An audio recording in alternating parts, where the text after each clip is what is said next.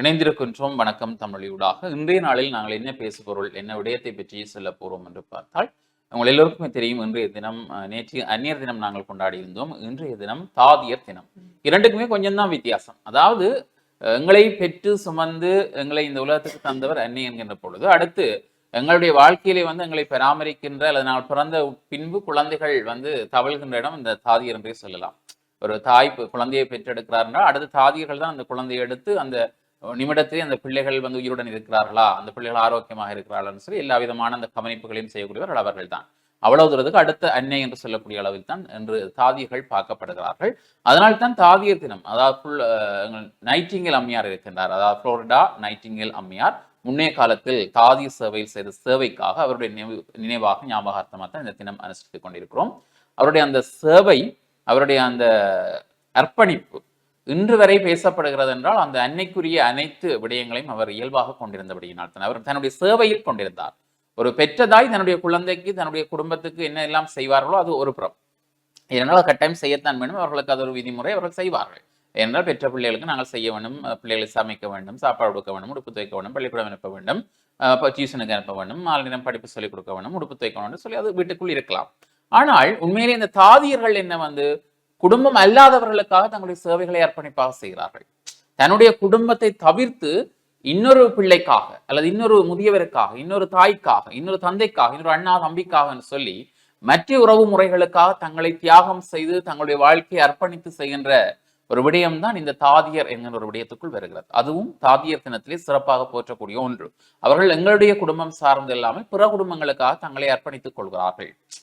ஆகவே இந்த விடயத்திலே அவர்களை நாங்கள் போற்றுதற்குரிய ஒரு நாளாக இன்றைய நாள் பார்க்கப்படுகிறது. அவருடைய சேவை அளப்பெரியது. ஆனால் இங்கு ஒரு கேள்வி எழுகிறது. இன்றைய காலகட்டத்திலே தாதியர்கள் அவ்வளவு தூரத்துக்கு உன்னதமான பணிகளை ஆற்றுகிறார்களா என்பது 100க்கு எத்தனை வீதம் என்பது கேள்விதான். இருக்கிறார்கள், இல்லையும் சொல்லவில்லை. இன்றும் பல தாதியர்கள் தங்களை அர்ப்பணித்து சேவை செய்கிறார்கள், இல்லை என்று இல்லை, அதை மறப்பதற்கும் இல்லை. ஆனால் எவ்வளவு வீதம் இருக்கிறார்கள் என்பதுதான் இன்றைய கேள்விக்குறி. ஏனென்றால் ஒரு தாய் தன்னுடைய குழந்தையை எப்படி கவனிப்பாரோ அதே போன்ற ஒரு கவனிப்பை மற்ற குழந்தைகளுக்கு கொடுக்கக்கூடியவர் தான் தாதியர். ஆனால் அது இன்று 100க்கு பல வீதம் இல்லை, குறைந்து விட்டது என்பது கவலைக்குரிய விடயம். உண்மையான தூய அன்புள்ள ஒரு தாதிய உத்தியோகஸ்தர் என்ன கடமைகளை ஆற்றுவார் என்றால், உண்மையிலே ஒரு மற்றவர்களிடம் ஒருவரை ஒருவர் பிரித்து பார்க்கிற தன்மை இருக்காது. எங்களுடைய நைட்டிங்கேல் அம்மையாருடைய அந்த வரலாற்றை எடுத்து பார்த்தால் தெரியும். யுத்த காலங்கள் நடந்து கொண்டிருக்கின்ற பொழுது அங்கே காயப்பட்டவர்களை கொண்டு விட்டாச்சு, ஒரு இடத்திலே கொண்டு விட்டாச்சுன்னு வைத்துக் கொள்வோம், மருத்துவம் பார்க்க வேண்டும் என்று. ஆனால் அங்கே இருள் சூழ்ந்திருக்கிறது, அங்கே வசதிகள் எதுவுமே இல்லை. ஏனென்றால் அங்கே சண்டை நடந்து கொண்டிருக்கிறது, அங்கே காயம் பட்டு கொண்டே இருக்கிறார்கள். அவர்களை அரவணைக்க வேண்டிய ஒரு பொறுப்பு இந்த நைட்டிங்கேல் அம்மையாருடைய தலைமை பொறுப்பாக அமைந்திருக்கிறது, மற்ற தாதி உத்தியோகஸ்தர்கள் இருந்தாலும். ஆனால் அங்கே இரவு மின்சார வசதி இல்லை என்கிற பொழுது இவர் என்ன செய்கிறார்? அவர்களை கவனித்து ஆக வேண்டும், அவர்களை அப்படியே விட்டுவிடக் கூடாது என்ற ஒரு எண்ணத்தில் என்ன செய்கிறார் என்றால், லாம்பு, அன்றைய காலத்திலே லாம்பு என்று நாங்கள் சொல்லுவோம், என்ற மண்ணெண்ணெய் விளக்குன்னு சொல்லுகிறோம் தானே, அந்த லாம்பை வெளிச்சமாக கொளுத்தி அந்த பிரதேசத்திலே, அந்த இடத்திலே காயப்பட்டவர்கள் எல்லோரையும் அப்படி கைலாம்பை ஏந்தி கொண்டு இரவிரவாக தன்னுடைய நித்தையை மறந்து தன்னுடைய தியாகத்தினூடாக அவர்களை கவனித்து வருகின்றார். காயங்களுக்கு மருந்து கட்டுகிறார். அவர் நோயுள்ளவர்களையோ அல்லது புண்ணுள்ளவர்களையோ அல்லது காயம் அதிகப்பட்டவர்களையோ பார்த்து அவர் விரக்தி அடையவில்லை அல்லது வெறுப்படையவில்லை அல்லது அவர்களை தொடக்கூடாது என்று நினைக்கவில்லை. எல்லா விதத்திலும் அவர் தன்னுடைய அனைத்து சேவைகளையும் செய்தார். அதுதான் உண்மையான அந்த புனிதம், அந்த தொழிலுக்கான புனிதம். ஆனால் ஒரு சில இடங்களே பார்த்தால் கொஞ்சம் காயம் உள்ளவர்கள் அல்லது நாட்பட்ட நோய்களுடன் அல்லது புண்ணுகளுடன் அல்லது வேறு ஏதாவது சிரமங்களுடன் போகின்றவர்களை சிலர் நடத்துகின்ற விதங்களே கேவலமாக நடத்துகின்ற விதங்களாக இருக்கும். மனிதர்களை கேவலப்படுத்துகின்ற நிலைப்பாடுகள் பல இடங்களே இன்று மேலோங்கி இருக்கிறது. அவை அந்த உன்னதமான தாதியர் சேவையை நாங்கள் மதிக்க வேண்டும். அந்த உத்தியோகத்தில் இருப்பவர்கள் அதற்கேற்ற தகுதியுடையவர்களாக இருக்க வேண்டும். வெறுமனே சம்பளத்தை மட்டும் பெற்றோம் என்று விட்டு அந்த தொழிலே இருக்கின்றவர்கள் இருந்துவிட முடியாது. தங்களுடைய அந்த அர்ப்பணிப்பு கருதி தான் அந்த வேலைக்கு வருகிறார்கள். அவர்கள் இப்பொழுது ஒரு வேலைக்கு வருகிறார்கள் என்றால் பல தொழில்கள் இருக்கிறது. ஏன் பல தாதிய உத்தியோகர்களுக்கு வருகிறார்கள்? சிலர் பிறரை கவனித்து அவர்களுக்கு சேவை செய்வதனூடாக தனக்கு ஒரு புண்ணியத்தை தேடிக்கொள்கிறார்கள், தனக்கு ஆத்ம திருப்தி அடைந்து கொள்கிறார்கள். ஆனால் ஒரு சிலர் என்ன செய்கிறார்கள்? ஏதோ ஒன்று செய்ய வேண்டும், வேலையை சம்பளம் பெற வேண்டும் என்பதற்காக கொஞ்சம் இந்த வேலையை செய்தால் சம்பளம் பெறும், எனக்கு இது ஓகே என்ற போன்று அதில் இணைந்து கொண்டாலும் அவர்கள் அந்த சேவைக்கு வந்த பின்பு சரியான 100% புனித சேவையை செய்கிறார்களா என்பது கவலைக்குரிய ஒரு விடயமாக இருக்கிறது. ஆனால் சிலர் ஏமாற்றுகிறார்கள், பணக்காரர்களாக பார்த்து ஏமாற்றுகிறார்கள். ஒரு சிலர் என்ன ஏமாற்றுகிறார்கள்? காசுகளை வேண்டுவார்கள், நாங்கள் அவர்களை பார்க்கிறோம் என்று சொல்வார்கள். அந்த வீட்டுக்காரர் வருகின்ற பொழுதுதான் நடிப்புக்காக பார்ப்பார். மற்ற நேரமெல்லாம் அங்கே இருக்கிற நோயாளியை பேசுவதும் பேசுவதும் அவர்களுடைய நோய் நொடிகளிலே கவனம் செலுத்தாத நிலையும் இருக்கிறது. ஒரு சிலர் தான், எல்லோரையும் சொல்லிவிட முடியாது. ஒட்டுமொத்த தாதியர்களையும் நாங்கள் இங்கு வந்து விமர்சிக்கவில்லை. ஒரு சிலருடைய செயல் ஒட்டுமொத்தத்திலும் இவ்வாறு சொல்ல வைக்கிறது என்பது கவலைக்குரிய விடயம். அது மட்டுமல்லாமல் நாமும், அதாவது நோயாளிகளாக இருக்கின்றவர்களும் சாதாரண மக்களாக இருக்கின்றவர்களும் தாதிய உத்தியோகஸ்தர்களை அணுகின்ற பொழுது நாங்கள் நடந்து கொள்ள வேண்டிய விதமும் மிக மிக ஒரு சிறப்பான விடயமாக அமைய வேண்டும். நாங்களும் அவர்களை எது சொன்னாலும் அதை அக்கறை இல்லாத கொண்டிருப்பது அல்லது அவர்கள் கதைக்கு நம்மளை எதிர்த்து கதைப்பதை நாங்களும் பின்பற்றக்கூடாது. நாங்களும் எங்களிலே தெளிவாக இருக்க வேண்டும் இல்லையா சுரேகா? கட்டாயமா நீங்க கூறியது போல நிகழ்ச்சியின்ல முதல்ல வந்து உலகத்தில் இருக்கக்கூடிய அனைத்து தாதியர்களுக்கும் சந்தோஷமான தாதியர் தின வாழ்த்துக்களை நாங்கள் இந்த வணக்கம் தமிழொலி நிகழ்ச்சி வாயிலாக தெரிவித்துக் கொள்வதில் மிக மகிழ்ச்சி அடைகின்றோம். எத்தனை தொழில்கள் இருந்தாலும் நாங்கள் அதிகமாக போற்றப்படுகிறது தாதியர் தொழில், எங்களுடைய ஆசிரியர் தொழில், இவ்வாறு எத்தனையோ துறைகளை வந்து நாங்கள் சொல்லிக்கொண்டு செல்லலாம். ஆனால் அதிலும் பெருமைப்படவும் மகிழ்ச்சி படவும் மற்றவர்கள் அதிகமாக போற்றக்கூடியவர்களாகவும் இருக்கக்கூடியவர்கள் எங்களுடைய தாதியர்களாகத்தான் இருக்கிறார்கள். ஆனால் ஒரு காலத்தில் போற்றப்பட்ட தாதியர்கள் இப்போது இருக்கக்கூடிய பல தாதியர்களை வந்து விமர்சித்துக் கொண்டிருக்கிறார்கள் என்பதுதான் உண்மையான ஒரு விடயம். இந்த வைத்தியசாலைக்கு சென்று என்னுடைய குடும்பமே இல்லாமல் என்னால் அங்கு தனிமையில் இருந்து அந்த நோயை மாற்றிக்கொண்டு வரக்கூடும் என்ற ஒரு காலத்தை தாண்டி ஒருவர் கட்டாயம் எங்களோடு உதவிக்கு வேணும் என்பதுதான் இப்போது எல்லாருடைய ஒரு விருப்பமாகவும் இருக்கிறது. ஏனென்று சொன்னால் ஒரு காலகட்டத்தில் வந்து போற்றக்கூடிய தாதியர்கள் இருந்தார்கள், இப்போதும் இருக்கிறார்கள் என்பது உண்மையான ஒரு விடயம்.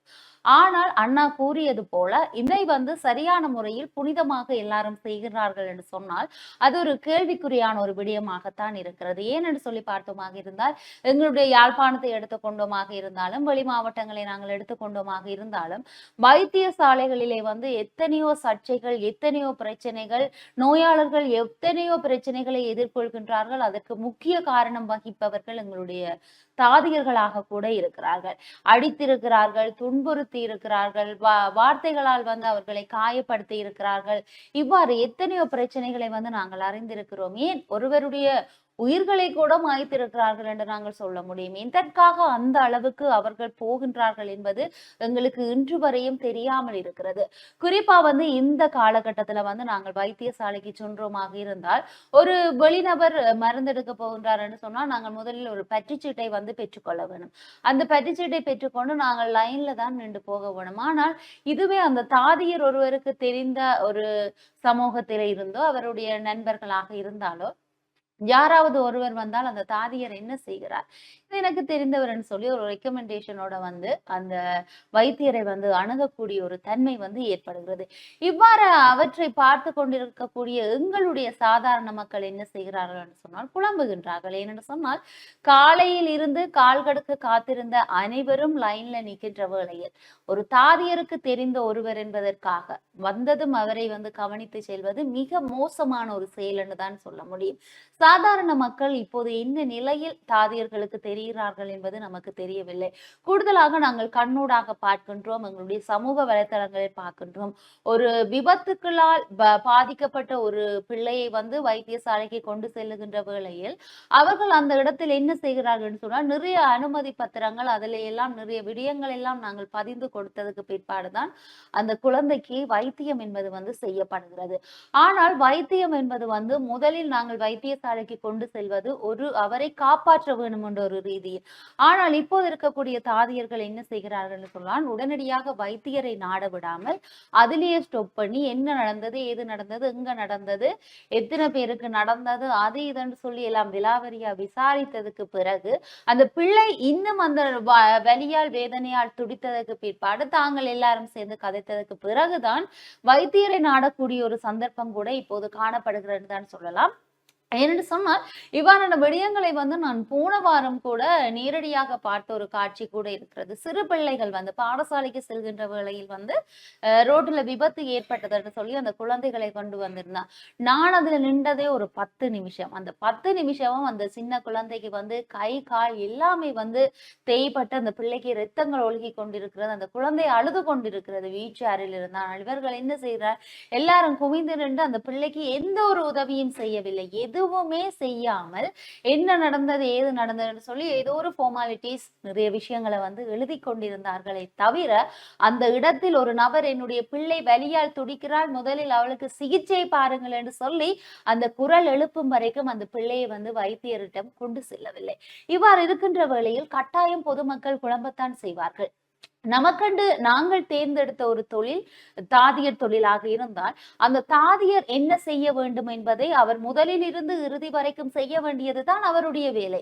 ஆசிரியரின் வேலை என்ன? அதிகாலை பாடசாலைக்கு சென்றால் 3 மணி வரைக்கும் பாடசாலையில் பிள்ளைகளுக்கு கல்வி கற்றுக் கொடுத்து விட்டு 3 மணிக்கு பிறகுதான் அவர் வீட்டுக்கு செல்ல வேணும். ஏனென்று சொன்னால் அது அவருடைய துறை, அது அவருடைய வேலையாக வந்து இருக்கிறது. ஆனால் தாதியர்கள் என்ன செய்கிறார்கள்? ஏதோ தாங்கள் வேற தொழில்கள்ல வந்து இருக்கிறோம், ஏதோ நாங்க சும்மா வந்து நிக்கிறோம், எங்களை வந்து கஷ்டப்படுத்துகிறார்கள் என்பதுதான் அவர்களுடைய ஒரு எண்ணப்பாடாக இருக்கிறது. இவ்வாறு இருக்கின்ற மத்தியில் எவ்வாறு இந்த வைத்தியசாலைகளை நம்பி எங்களுடைய நோயாளர்கள் வருவார்கள், எவ்வாறு பொதுமக்கள் அந்த இடத்துக்கு கடந்து வருவார்கள் என்பதை நீங்கள் கேள்விக்குறியாக பார்க்க வேண்டும். குறிப்பா இப்போது பல போராட்டங்கள் எழப்பட்டது, பல விமர்சனங்கள் எழப்பட்டது, பல பிரச்சனைகள் எழப்பட்டது, பல வைத்தியசாலைகள் உடைத்து நொறுக்கப்பட்டதை கூட நாங்கள் பல செய்திகளில் கூட பார்த்திருப்போம். ஏனென்று சொன்னால் அவ்வளவும் வந்து எங்களுடைய தாதியர்களின் ஒரு அசாதாரண போக்குன்னு தான் சொல்ல முடியும். சாதாரணமாக இருக்கிறார்கள். பொதுமக்கள், அதாவது பப்ளிக்கு சேவை செய்வது தான் அவர்களுடைய வேலை. ஆனால் இவர்கள் என்ன செய்கிறார்கள்? இப்போ அதிகமா வந்து என்ன செய்கிறாங்கன்னா தொலைபேசியோடு அவர்கள் இருக்கிறார்கள். குறிப்பா ஒரு கட்டத்துல வந்து இருந்தது, நாங்கள் வேலைக்கு சென்றதுக்கு பிற்பாடு ஒன்று தொலைபேசியை வந்து நாங்கள் ஓப் பண்ணி வைத்து விட வேணும், இல்லையென்று சொன்னால் செக்யூரிட்டி இருக்கக்கூடிய அந்த இடத்துல வந்து நாங்கள் எங்களுடைய தொலைபேசிகளை கொடுத்து விட்டு செல்ல வேணும். இது தனியார் நிறுவனங்களில் இப்பவும் செயற்படக்கூடிய ஒரு விடயமாக இருக்கிறது. ஆனால் இப்போது என்ன செய்கிறார்கள்? அதிகம் தொலைபேசியோடு தான் இந்த தாதியர்கள் தங்களுடைய நேரத்தை செலவழிக்கிறார்கள். நோயாளிகளோடு செலவழிக்க வேண்டிய நேரத்தை தொலைபேசியோடு செலவழித்து அந்த நோயாளர்களையும் காயப்படுத்துகிறார்கள். கூடுதலா நீங்க பார்க்க வேணும், இந்த ஓட்ல அட்மிட் ஆகி இருக்கக்கூடிய இந்த நோயாளர்களை வந்து இந்த மருந்து கொடுப்பதற்கு இரவு வேளைகளில் கூப்பிடுகின்ற வேளையில் போனை பார்த்துக்கொண்டு ஒரு ஆள் பேரை கூப்பிடினோம், ஆனா போய் நிக்கிறது ஒரு ஆள். அவங்க என்ன சொல்ல, உங்களை கூப்பிடல வேற ஒரு ஆளை கூப்பிட. இவ்வாறு பல மருந்துகளை வந்து மாற்றி கொடுத்து அவர்கள் உயிரிழந்த கட்டங்களும் இருக்கிறது. அவர்களுடைய இந்த அசாதாரண போக்கால் வந்து பல நோயாளிகள் இன்று வரைக்கும் கஷ்டத்தை அனுபவித்துக் கொண்டிருக்கிறார்கள்.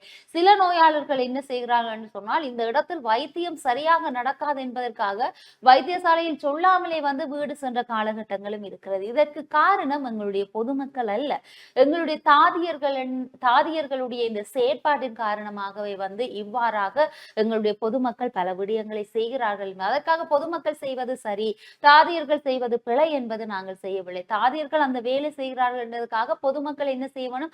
அவர்களுக்கு அதே மாதிரியாக இன்னும் அழுத்தத்தை நாங்கள் கொடுக்க கூடாது. ஒருவர் எங்களை சரியாக பார்க்கின்றார் என்று சொன்னால் அவருக்கு ஏற்றாற் போல் நாங்கள் எங்களை மாற்றிக்கொள்ள வேண்டும். எனவே வந்து 2 விடயங்களும் வந்து ஒரே விடயத்தில் இருந்தால்தான் அது சரியானதாக நடக்கும். ஒன்று கீழையும் ஒன்று மேலையும் இருந்தால் எப்பவுமே வந்து அது சரிசமமாக மாறாது என்பதுதான் உண்மையான ஒரு விடயமாக இருக்கிறது.